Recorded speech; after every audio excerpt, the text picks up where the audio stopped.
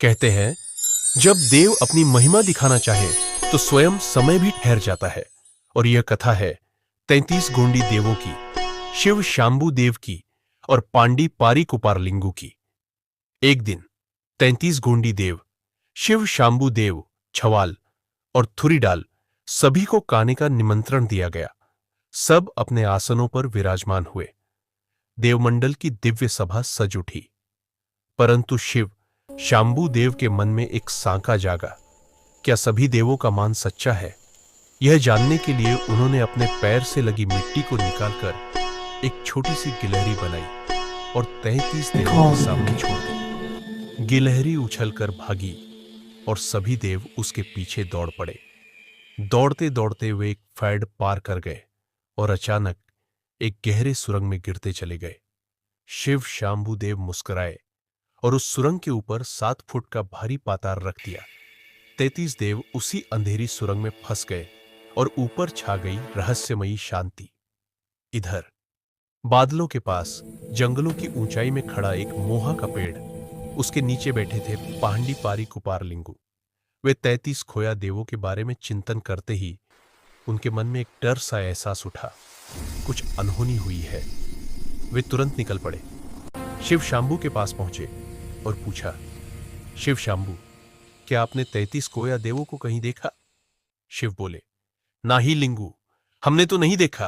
पर किंतु सत्य कहीं और छिपा था। 16 डेमसांग और 18 वाजाओं के साथ खोज। लिंगू ने 16 डेमसांग और 18 वाजाओं के साथ खोज शुरू की। दिन रात पहाड़ जंगल घाटियां पार की। 2 दिन बाद वे पहुंचे रायताड़ जांगूबाई के पास।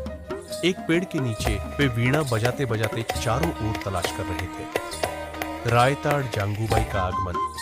वीणा की धुन सुनकर रायताड़ जांगूबाई अपने महल से बाहर आई। उनका मन उस सुर में मोहित हो उठा। उन्होंने लिंगू को कोटि कोटि सेवा दी और पूछा, लिंगू, तुम यहां कैसे? लिंगू ने कहा, बहन, मैं 33 कोटिंग खोया देवों को ढूंढता ढूंढता आपके पास आया हूं। आप मेरी बहन हैं, मेरी मदद करें। जांगूबाई मुस्कुराई, पेड़ से फल तोड़कर बोली, ये फल खाओ लिंगू, मैं मदद करूंगी, पर मुझे साग्गा चाहिए, क्या तुम दोगे?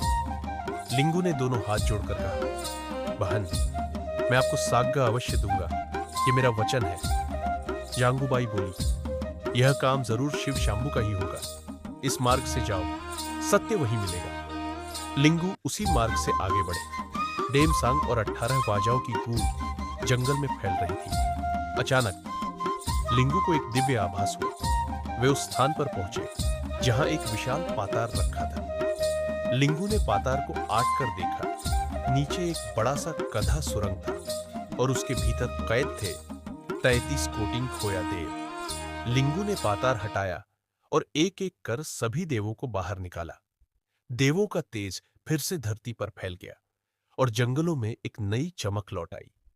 और इस प्रकार सत्य की खोज, वचन की मर्यादा और देवों की मुक्ति की यह कथा आज भी गोंडी समाज में गर्व के साथ सुनाई जाती है।